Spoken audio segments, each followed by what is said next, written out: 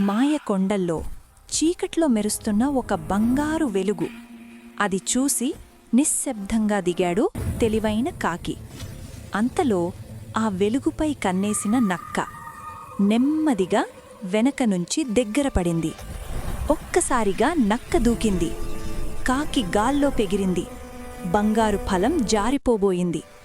కాకి మాయ రాతి వంతెన వైపు ఎగిరాడు. కింద నక్క పరుగెత్తింది. వంతెన కంపించటం మొదలైంది. ఒక రాయి విరిగిపోయింది. కాకి ఒక్కసారిగా కింద పడిపోయాడు. నక్క వంతెన మీదికి దూకింది. అప్పుడే కాకి బంగారు ఫలాన్ని వదిలేశాడు. నక్క దానికోసం గాల్లో దూకింది. ఒక్కసారిగా ఫలం కాంతిగా పేలిపోయింది.